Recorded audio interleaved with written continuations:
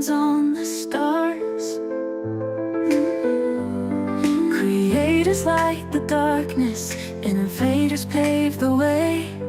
Stories that we follow. Create greater than consume. Hearts wide open, reaching for the moon. Create greater than consume. Dreams in motion, brighter than the noon.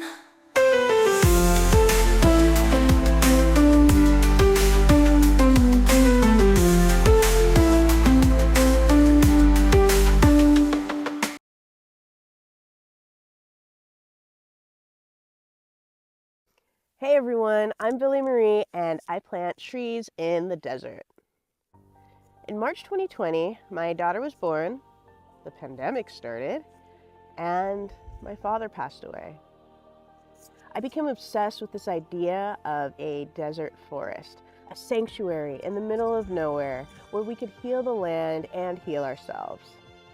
13 months later, I found this place. We're slowly growing it into a native desert oasis.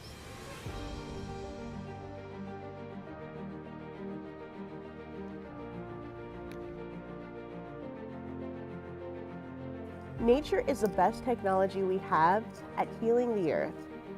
We are growing this place into something special. You in?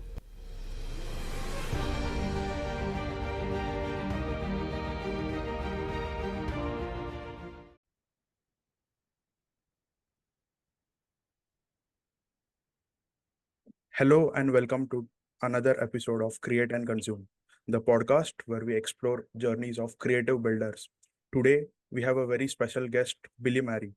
She's a poet, an explorer, an educator with passion for storytelling and exploration. She does not require an introduction because people who are building from build space or who are participating in latest or the past seasons, they might know her. But for those who are joining us in the current season, uh, she is popularly known for her project, which is building a forest in a desert. So apart from that, she also has teaching as a passion. She teaches coding to kids, and she is currently living in a school bus in the Mojave Desert. So there's a lot of testament of creativity and resilience in her journey, and she is a lot of stuff like poet, traveler, and quite interesting lifestyle. So, with that being said, currently she is also working on a narrative card game called as Greeno. That is the name which I suggested.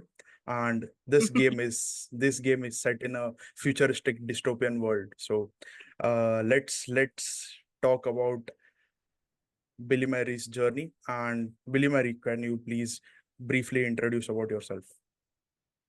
Of course. Well, thank you so much, Omkar, for having me on your show, and thank you for the lovely introduction. Honestly, the only thing I would add is I am, like you said, I am currently working on a narrative-based RPG card game, which is inspired by my previous build space project, which was planting a tiny forest in the desert. It's a sci-fi solar punk inspired story based on a novel I wrote a couple years ago but never published. So I'm excited to revisit that universe and bring it to life in a card game.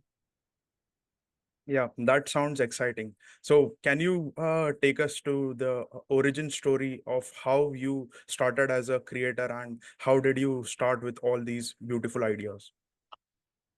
Wow, that's such an interesting question. I think I think for a lot of creators, even before, digital technology and the internet existed, there's a pattern of behavior with us where we do have ideas just like anybody else, but unlike other people, we sort of take them and run with them as far as we can. And I think ever since I was a kid, that's always been my MO. thankfully, thanks to technology, the internet, devices, right, I've been able to be lucky enough to explore that and meet, incredible people around the world just through creating and putting it out there, like yourself, right? We never would have met if you didn't put your creative ideas out there and I didn't put my creative ideas out there. So I think the true origin story of any creator is the desire and the ability to chase after ideas that are fascinating, but then also hold on for the ride to see how far and how long it'll take us somewhere. Yeah, that is such a great expression or great way of putting it. With that, I would like to know more about your final like S4 project in detail, because that is a very interesting building in a forest in a desert. So can you please talk about it in detail? I would actually love to. So season 4 ended with in the top 16, which was an honor, right? I distinctly remember everyone in Bill Space on the game show chat, chanting the Desert Lady. And that was like such like a beautiful, heartwarming moment. That was incredible. And I feel very honored that we even got that far because it is an intense idea, right? So thankfully, thanks to Build Space and learning how to tell our story and actually doing the work, we were able to connect with a couple different organizations, including EcoSeek and A Forest and a couple others. Um, KG Ventures found us through Build Space as well. And these are people who came through in some capacity to help us actually plant not one tiny forest, but 2 tiny forests.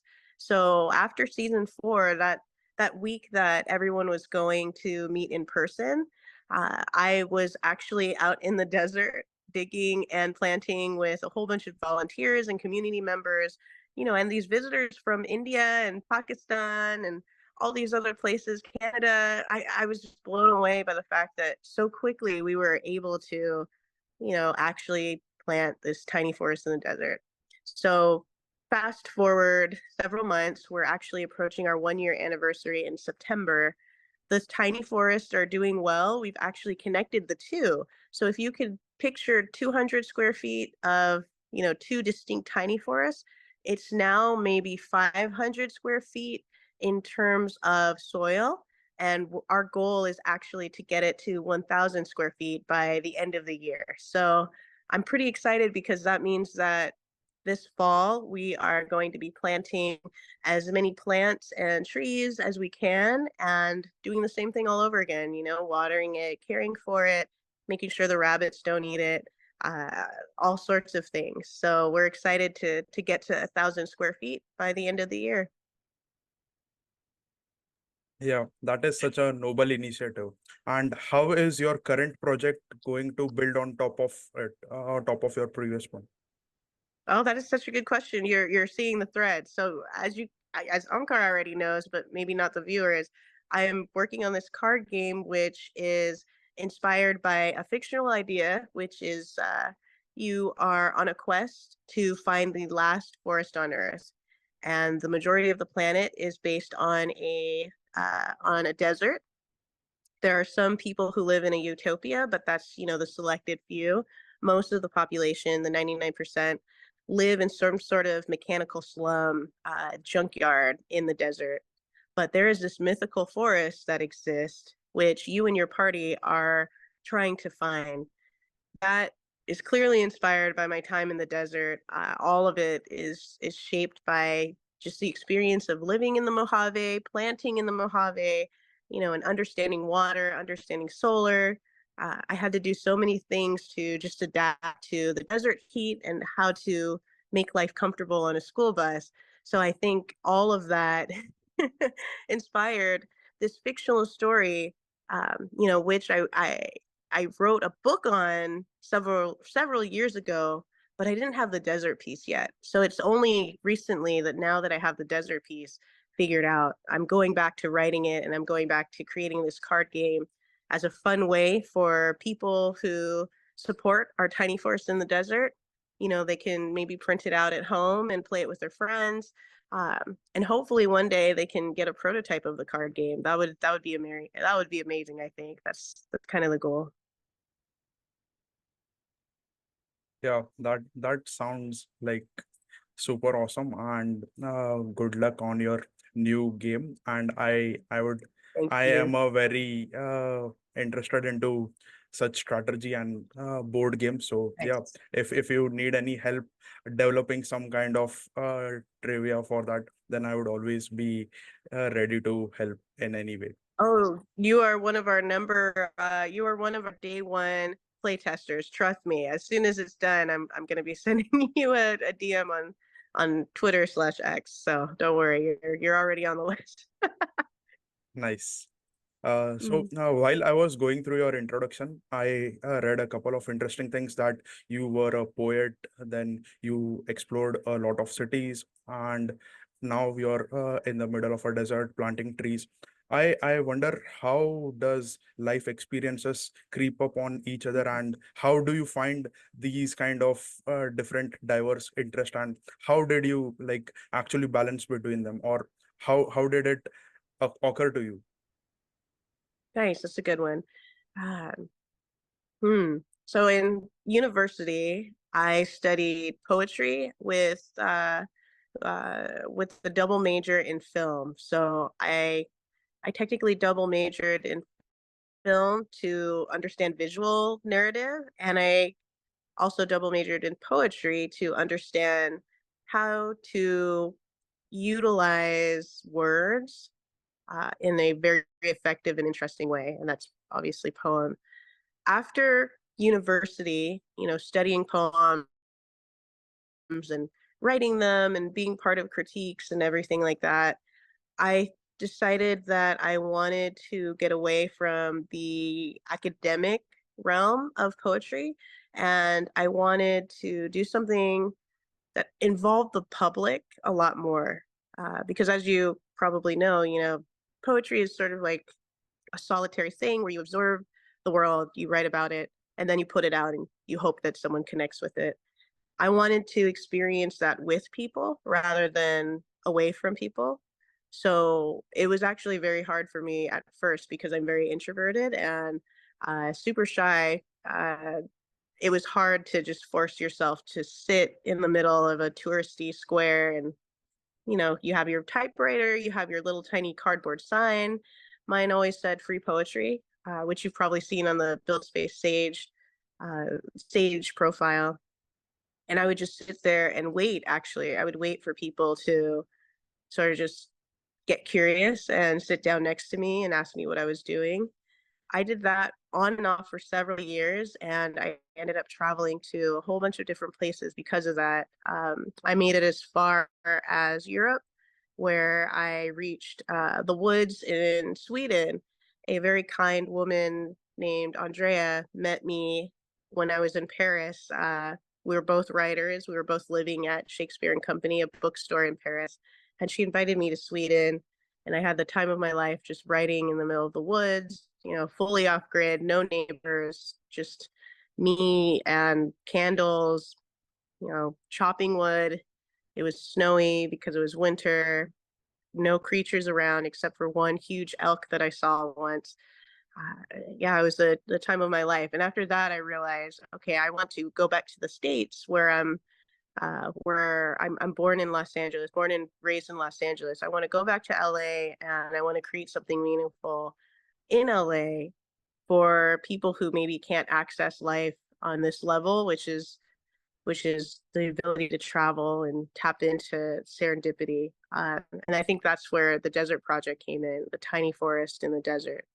How do you create these magical moments in a very harsh environment, uh, but also give people the opportunity to be part of the story because we're all one collective, we're all one, pulsing concept of creativity and connection and community. So how do you tap into that and put it in one location? That's my current goal and my current quest. And the tiny forest in the desert is sort of like an homage, but it's also a spiritual quest. How do you loop in people and show reverence to nature while also paying service to people and planets and pollinators and all that stuff. Awesome, awesome. I noticed that you said you are an introvert. So I am curious, how does an introvert find or gathers the courage to say yes to new experiences? Ooh, honestly, I think it's if you're able to get out of your own head. What I do now as a mother is I will always tell myself, oh, this is an experience that one day, I'm going to tell my daughter about. So it's not really about me. It's about, like, how do I pass this on to my daughter and any other children of the next generation? Like, how do I do that? So then it's really not about me. So I would, before I became a mother, I did something similar, which is, how do I get out of my own head and have an experience that I can write about in a positive way, right? So how do you put yourself out there? And like making videos, right? I'm sure, Omkar, you also experience this. Build Space challenges us to make videos and post about it, and it's super hard for people who don't want to make videos and don't want to post about it. But one lesson that I kind of anchor to is the idea that humans, and I learned this in film school, humans are attracted to faces because it is like a reflection of what we can't see on ourselves, right? We can't really see ourselves unless it's through a screen or a mirror or something, like some sort of reflection. So our eyes will always go towards a human face before it goes to anything else. And there's deeper levels to that when it, comes to color, like the color red, and temperature and warmth. But for the most part, your eye will always go to a human face when you're looking at it on a screen or at the movies or in a picture or a photograph, a painting. And I think there's something beautiful about that, because that means that, again, it's really not about you, it's about someone connecting with you. And that is kind of lovely to experience that space. So I tell myself, okay, just like I'm able to connect with random humans on the internet because they post a funny video or they have, a deep picture that they've shared, other people are able to experience me, and it's not really my control. It's like something beyond me that I'm just a part of. So I should be in some ways okay with, like, okay, how do I experience life on a positive level instead of fearing it and being afraid of it? How do I get away from that? So I think that helped me when I didn't have my daughter as an excuse to say, okay, how do I figure this out for the sake of my daughter? And I hope that helps someone, because it helped me kind of recontextualize what it means to be an introvert, but also to share authentically your story. Yeah, that is so wonderful. And it also reminds me of a quote that nothing in life is to be feared, it is to be understood. That's So, good. That's good. yeah, yeah. That is really good. Who Um, said that? That sounds familiar. yeah. So now I would like to ask about what are the most critical or most difficult challenges that you have faced up till now. Ooh, this is gonna sound strange, but definitely being in the desert. It's with climate doing whatever climate is doing. If you could imagine being in 100-degree heat, you're on the middle of this metal school bus, the air conditioner doesn't work, so you have to figure out how to make it work. You have to look up YouTube videos on solar, and all the while you're sweating, the sun is beating down, there's no shade, there's just the desert, you and a school bus, and you need to figure out how to connect solar panels to the air conditioner and do that all within an electrical box. So for someone who is an electrical solar person who understands air conditioning, that's probably like, oh, no sweat, I could do that in 30 minutes. I was not that person. I had to become that person. And that was super hard because I'm not a hardware person and I'm not a car person. And all of these things, and I'm not, an HVAC person. So all of these worlds combined was like super challenging. And especially in 100+ degree heat. I remember, like, to be completely honest, I was crying while watching YouTube videos trying to figure out, like, okay, well, they're pairing this together. Like, how can I get my brain to focus because it's so hot that I can't focus? and I could feel myself being unable to focus, and that was super frustrating and very hard. But the good news is, at some point, things started to click. I was able to get help from people on like random Facebook groups that are dedicated to solar or to like van life, where you're specifically hooking up systems on a school bus. And I was also able to get a lot of help from YouTube. I'll be completely honest. YouTube, like people just put tutorials on there just to help other humans, right? And that meant a lot, and that did a lot. So that was actually one of the most challenging experiences recently, because that was right before I had launched our glamp site, which is a Starry Night Schoolie. This school bus is actually now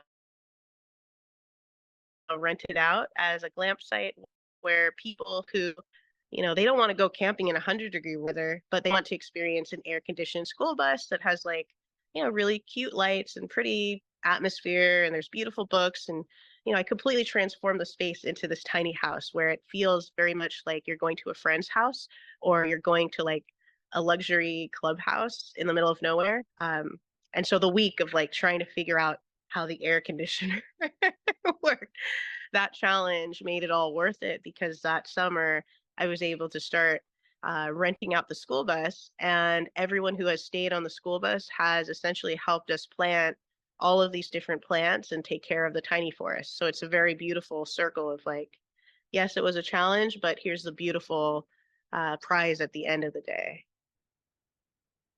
That is nice. And what are the skills or what are the talents that you have learned from facing or overcoming these challenges?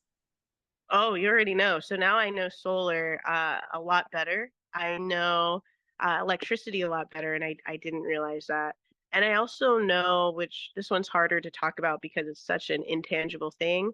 I know and understand outdoor, let's see, like how to operate outdoors in like insane conditions. So 100+ degree weather, I already know like what are the steps you need to take, what types of clothes do you need to wear, what types of hats do you need to wear, how do you prepare? And to someone who doesn't live in the desert, this might sound very silly, but just know that, people drop dead from heat stroke because it's just that hot.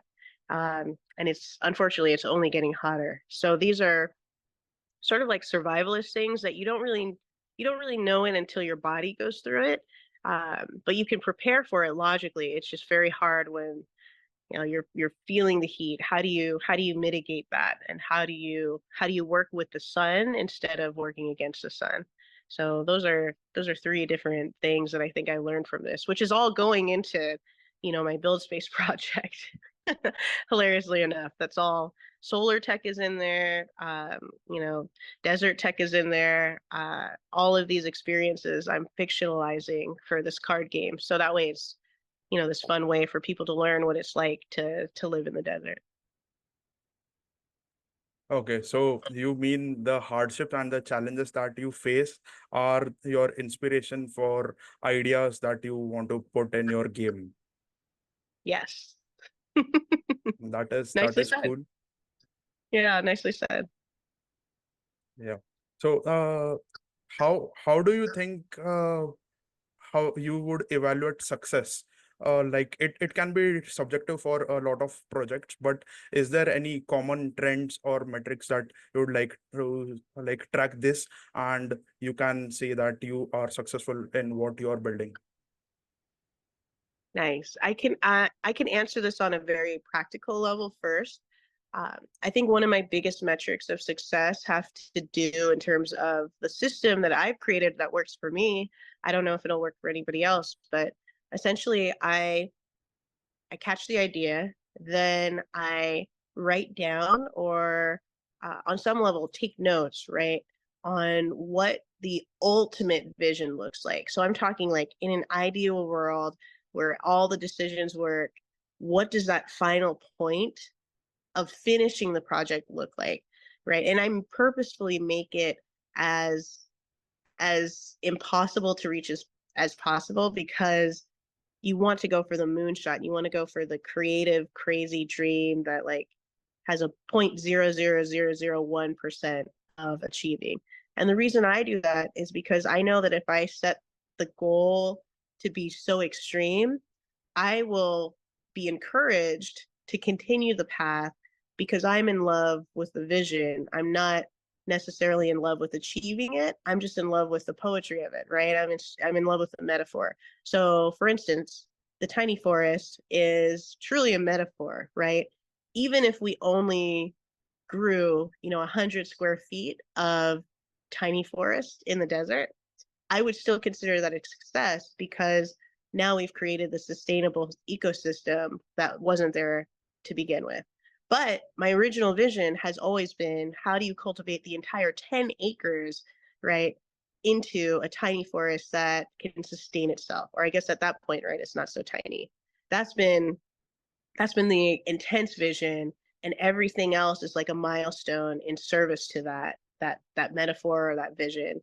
And even if we don't get there, if we're just able to say, oh, okay, 100 square feet, 200 square feet, 1,000 square feet, like these are successes, it's never really a failure because you've created something that can continue, but also wouldn't be there if you didn't do it and put it into the world.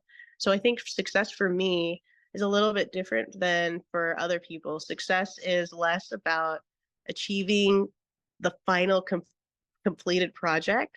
Um, it's more about how do you fall in love with this vision. And I say vision very specifically, right? It's not just an idea. It's a way that you want the world to be and to experience, and it's got so much spiritual meaning behind it. So how do you fall in love with that side of it and then take little steps every single day to walk towards it? Maybe you won't get there, but at least you can say you tried. Yeah, that is nice. And I gathered a lot of interesting insights from that. One is Oh, working backwards. Second is yeah, nice.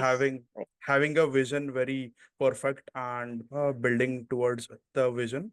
And the third part is like doing one step at a time and not getting too overwhelmed, just focusing on the current step and taking steps to the plan and trying to achieve what you have set as a vision. So it is better to aim for the moon than you will almost reach for the stars. Yes, you get it. That's nice. So now we move on to the next section. There we go. In the previous section, we learned a lot about Billimarie's current projects and what she's been building for S5. Now we'll focus majorly on what advice or what things that she has for suggestions to our builders and current new members who are joining us for the first time and trying to build or work on their ideas. So yeah, Billimarie, we would like to hear your suggestions and inputs so that new builders are they have a structured way to tackle this season 5. I have a lot of tiny tips that help me as a creator, so I hope it'll help someone else going through Build Space. My first time around Build Space, I think what I did right, I'll go through what I did right and what I did wrong. What I did right was I engaged with the community. I purposely went out to try and find different tweets, posts, especially on LinkedIn. Don't underestimate LinkedIn. That's actually how we get a lot of our donations, because people find our story. Uh, I went through all of these posts and kind of found projects that resonated with me and sort of like followed that creator's journey throughout all of Build Space. I think one thing about Build Space that some people don't understand is that you're kind of rooting for everybody to win. You want to be around, successful projects. You want to be able to say, oh, I met this creator, when they first pitched their idea slide, and now it's all the way at the end of the season, and I've seen their cycle, right, of creating. And that's inspiring me as a creator too, because I'm able to be motivated by what other people are doing. So I think if you approach it from that from that lens, it's very different from, oh, it's a competition and I got to quietly keep to myself. And I don't like, because you don't want to do that. That's not a fun game. And Build Space is more about cultivating community, which is why I'm back, right? This is why I really like it. It's cultivating community amongst creators, because to me, there's this magic or this spark or this this fire that you catch when you're around other creators. And even if you're in a digital realm, you're still able to catch it because you see how much work other people are doing, and you can kind of see how their projects are going. And that's going to influence how you start to work on yours, and it's going to change your mind. Whereas if you were working in a dark room by yourself, your mind wouldn't be changed, right? You wouldn't be influenced. So I think that's one thing to focus on during your entire time at Build Space. Another thing that I would say is don't get hung up over like the posts. So I think for me, my first time around, I really got into my own head on like, oh, I can't really post this because I don't like the way this is. I don't like this post as much. It's not as good as I want it to be. When really I should have been getting hung up over the project itself. Like, oh, this project, the post doesn't matter. Like, whatever you see from people, the post itself does not matter. It's just like updates, like diary entries. Whereas the actual project is the thing you want to focus on.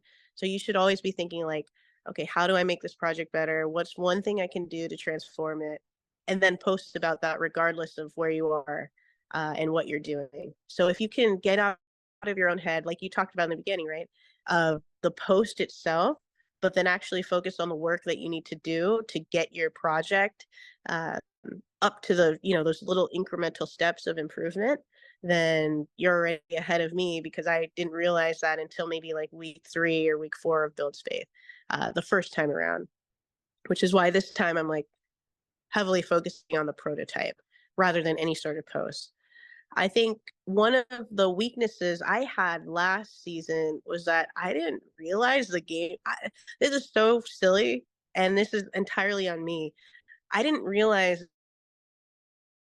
that the game show was like a popularity contest. I really didn't understand that until the day of. The day of, I was like, oh, people are voting. Oh, I should have been telling people to vote, right? I didn't understand that. And I don't exactly know how this round of Build Space will go.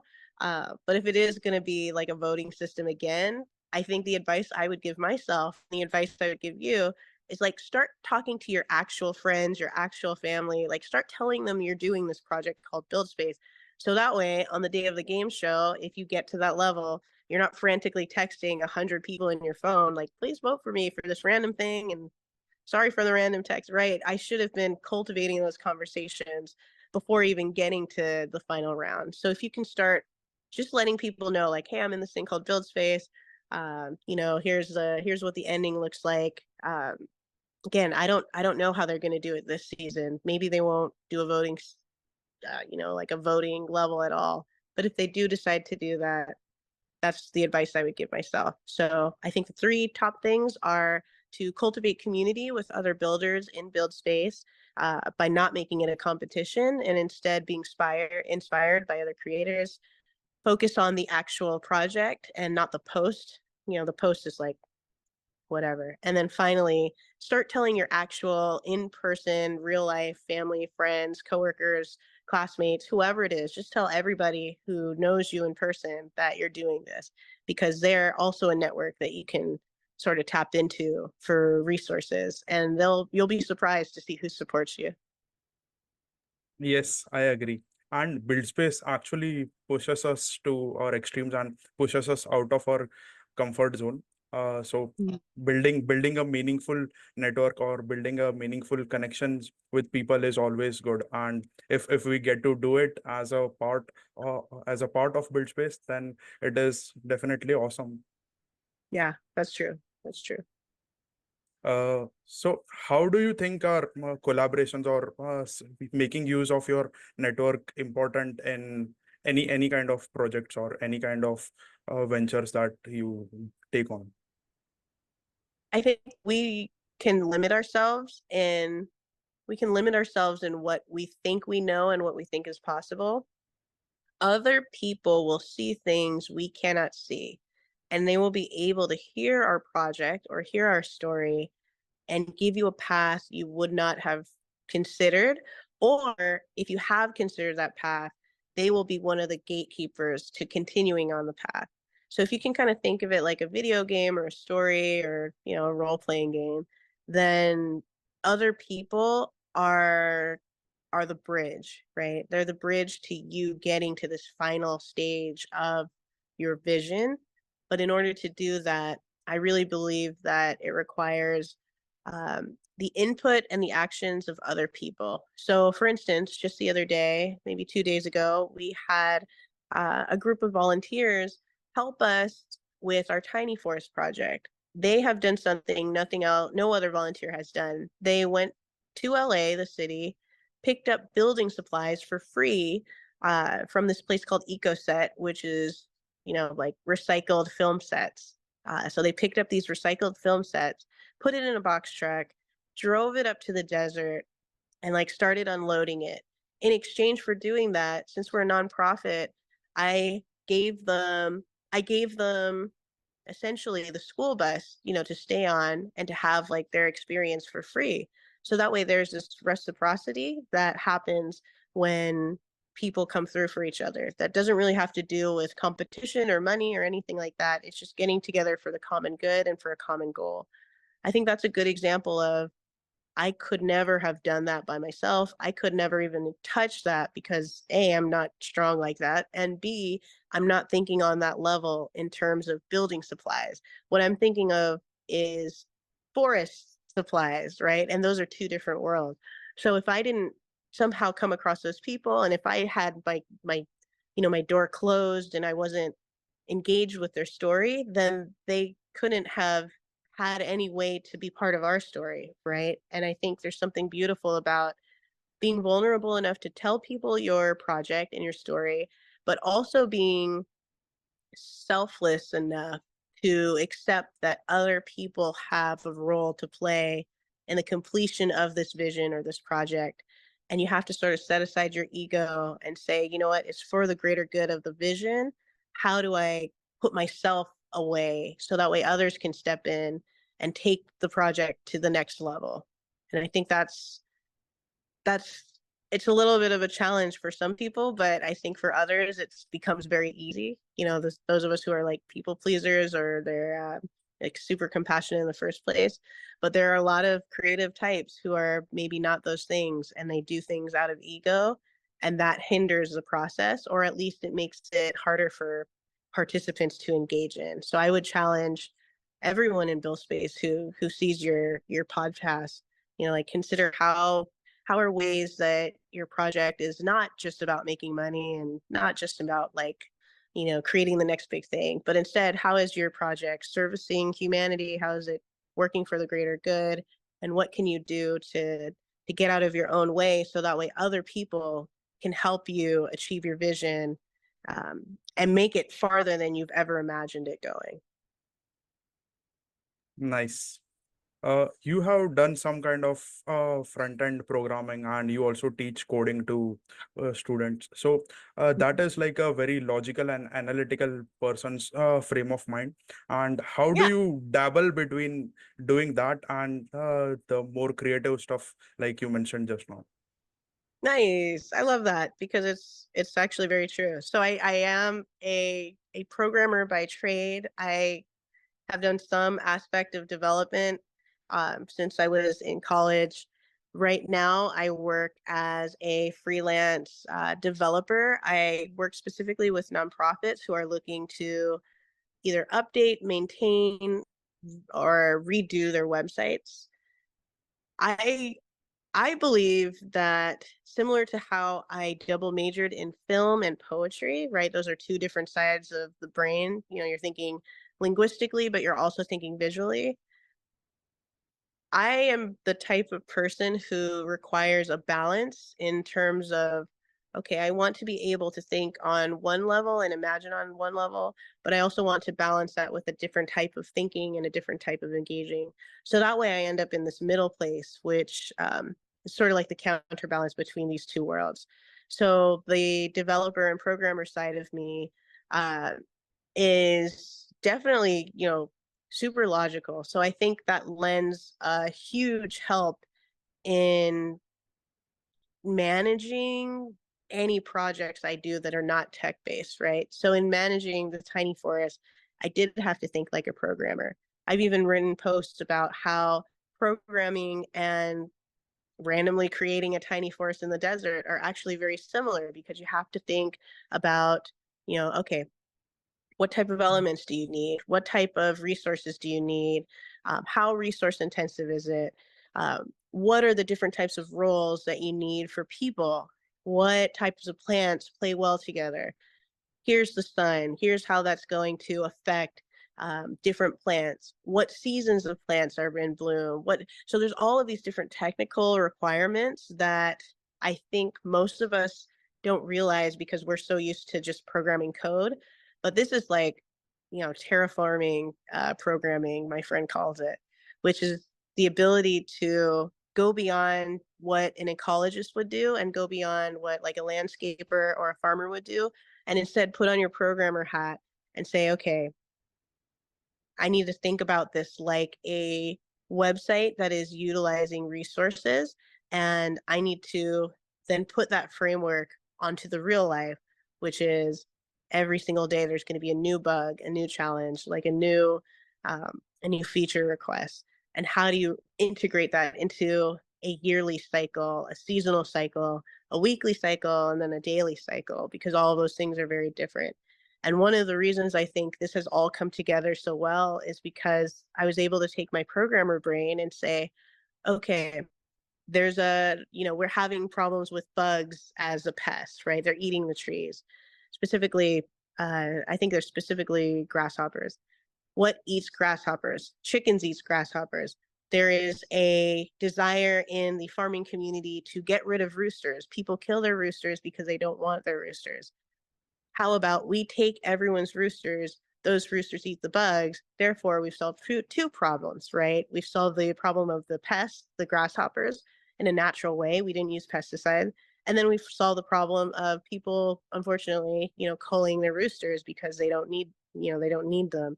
Um, in that way, we were able to establish this, bachelor flock, I call them, this rooster flock, that is actually a key part of our entire operations, right? They help protect the plants. So I think it's thinking like that on many different levels is sort of what you're supposed to do as a programmer, right? You're supposed to be able to envision the framework, understand the code, and understand how to implement different solutions. So I just had to learn all of that in a non-code reality, and then put that onto the real world and say, okay, well, now we've come up with this self-sustaining eco farm idea, but it was 100% influenced by my years of working in tech, and like having to think on those levels and then having to communicate it, right? I think I don't know. I think to me, it's been a plus. It's been really nice. Yeah, that is a nice perspective. It is like putting abstractions on simulated reality. Yeah, nice. Beautifully said. Beautifully said. Yes. So, looking at all your wonderful experiences, is there something that you would like to do differently given a chance? Or like what do you think you would do differently now? That is so interesting. I think I'll stick with I'll stick with build space and the tiny forest in the desert, because I could answer that and go very deep. But I think one of the things I would have done differently. Yeah, okay. One of the things I would have done differently the first time we did build space, I talked about, the game show aspect, but on a creator level, I think I think knowing what I know now, I wish I did a better job of inviting and integrating different build space creators into the tiny forest. Like, I wish I had a way to invite people to help plant, or like invite people to stay on the schoolie. I want to do that this round. And I'm hopeful that, we'll find at least one person in LA or in California in Build Space who wants to come to this tiny forest in the desert or even just stay on our school bus. I really want to be able to create like an in-person community where Build Spacers who are more adventurous and they're looking for like an adventure like this, they can come to the schoolie, work on their project, go water the plants, feed the chickens, and call it a day, go drive back to the city at the end of it. So I think that's something that I wish I did last Build Space season 4, and I'll probably do it in season 5. Yes, good luck for that. And this has Yeah, thank really you. been a very insightful conversation, but we are pressed for time. And with that, I would like to ask if you have any, or what are your final thoughts for the listeners of, or the audience of this podcast? Mm.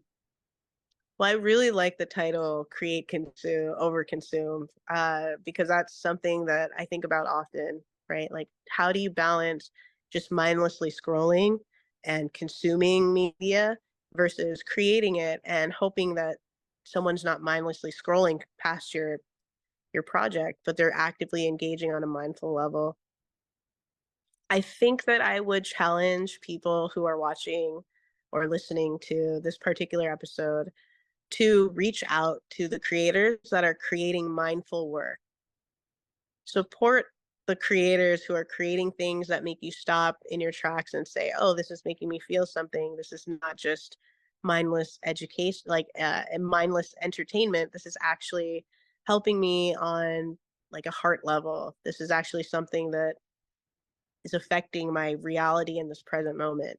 Because when you scroll past that, you're essentially telling the algorithm and you're telling the creator that it's actually mindless and you don't really care. And I know that we all have the ability to heart and save and comment and all that stuff, but I would I would highly encourage people to say, you know what, I'm going to personally reach out to this creator and just tell them like this made my day on this level, and I'm going to be following you because I really want to support the fact that you're doing that. That would mean the world to someone like me, right, who's doing it in the middle of the desert so I don't get much feedback. That would mean the world to someone who's in their room and they don't really have a community to engage with yet. They're building their community first. That would mean the world to even someone who's already established an audience, right? And they're getting another verification or validation that they're in the right direction. So if you can, instead of just consuming, even if you're not a creator, just reach out to your favorite, even not even your favorite, reach out to anyone who creates a moment for you, right, while you're scrolling, because it will mean the world to them to hear from you, I think. Yeah, that is a very powerful closing statement. Thank you, Billimarie, for joining us. Your story has been Yeah. really inspiring, and we look forward to hearing more about your journey. And with that being said, I would like to request everyone to create more than they consume, because that is how we are going to build better products and help others, help each other. So, yeah, thank you for uh, thank you for being on the show. Thank you so much. Yeah, thank you as well. I appreciate you. Thanks for doing what you do. Yeah. Bye.